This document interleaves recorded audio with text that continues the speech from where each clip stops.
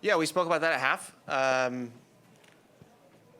We just dropped and didn't apply enough pressure on the ball while they're progressing forward. And we talked about it at halftime, and it was much better in the second half.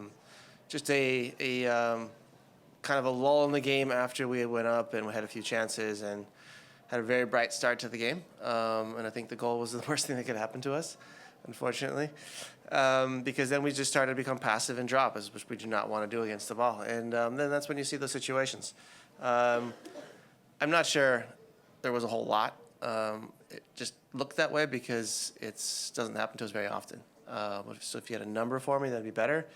But I'm not sure it was too concerning. But certainly it concerned us enough to speak about it at half and to correct the mistakes. Any of it down to fitness? Did you feel there was a running problem at all? I'm not sure. This is our, let me just think, maybe 16th, 17th, 18th game. I'm not exactly sure. So there is an element of fatigue, absolutely. But certainly not a fitness problem. I think you can see that towards the end of the game, which team is running and trying to attack and score the goal. Hi, Coach. Sorry for the convoluted question, but when you arrived at LAFC, the pressure was on you on whether you can be the guy to win LAFC the trophies that they've been, lacking, especially that MLS Cup. After you've proven that you can be that guy, now the pressure has shifted to, almost an expectation of winning every single game, especially at home, and a draw like this is almost a disappointing result. Just wanted to see your approach on maybe that pressure, and maybe were there any lessons maybe that you drew from your time as a player captaining, Hanover in Germany and the pressure that comes with that? Any lessons that you translated into coaching? Sure. Pressure is, for me personally, pressure is relative and it's artificial. It's just a word. It doesn't have to mean anything to the players, and it doesn't have to mean anything to us coaches. If you just view the game as the next 45 minutes, and you're always approaching just the next 45 minutes, it becomes much simpler, and everything else goes out the window. How can we better than our opponent for the next 45 minutes? And if you continue to do that week for week or half for half, then you're going to like the result at the end of the season. And so I think not getting ahead of yourself and not thinking about the bigger picture as far as results go, that takes care of pressure altogether. So to answer your question, I really don't feel pressure. Any game or any competition I play, whether it's Monopoly with my kids and my family or a game with LAFC, I want to win. And I'm not really concerned about the pressure. And for those who are, I think it can actually be a little hamper and can hold you back a little bit. So for me, it's totally artificial, and I don't waste my time thinking about it. Thank you. And then just on this game, it seemed like you made a couple changes to the shape throughout the game, also with the substitutions. Could you just walk us through what those were? Just in the middle, playing with 2 holding 6s and 1 10 as opposed to 1 holding 6 and 2 8s.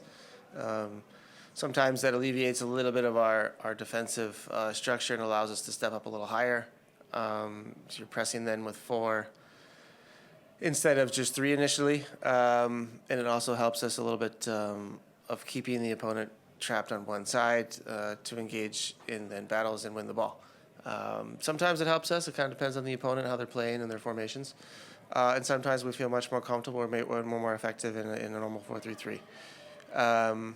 That's all that is. It's just one small little change in the middle of the field, but nothing drastic. Hey, Coach, 67th minute, you bring on Stipe, Mati, and Eric, kind of a youth movement there, and then you bring on Nathan later on. Can you just give us an idea of what those young guys brought to the game? Maybe it's a different energy, different shape, whatever it might have been. Yeah, first and foremost, a lot of energy, fresh legs, energy. And I think, Matty showed that, was very bright on the ball, created some situations for us. I think we scored a pretty good goal. The only video I have privy to is on the iPad in front of our bench. And for me, he's onside, but that's the picture I saw. So I'm not sure what the referee saw. It'd be great if we all saw the same picture. I'd like to believe in 2023 we have the technology to do that, but apparently we do not. So Yeah, all three of them or four of them brought on a lot of energy, and they're very close. All of them are very close to breaking into starting positions, and should always be knocking on that door. And they did their job tonight.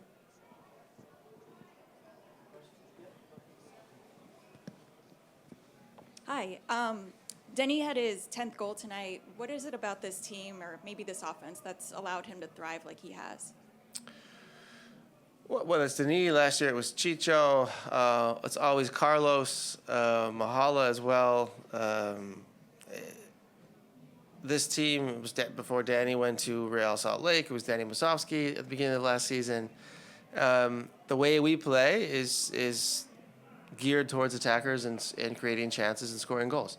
So if you're an attacker and you run towards the goal and you have a decent finish on you, you're going to score goals at LAFC.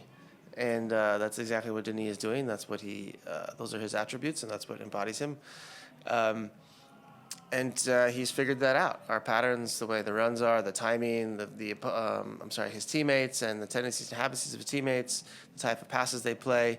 And once that all gels, and once a player figures that out, then they're going to be very prolific at LAFC.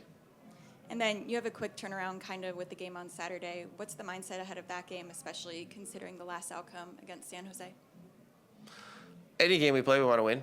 That's the mindset. For the next 2 days, it's about recovery, and then we will talk about San Jose. And our previous match was still fresh in our minds, so there isn't a whole lot of opponent analysis going on. It's for us. It's about recovery. San Jose did not have a midweek game, so they'll obviously be fresh and recharged for the game. And we will do our best to put an energetic team out there in order to win a game, and that's our objective. Yeah, just a quick update on Aaron Long and the rest of the center backs, if you could. Aaron, there's no injury, just precautionary. Obviously, Daniil is fine. He continued to play and played 90 minutes. Murray is very close to join us again.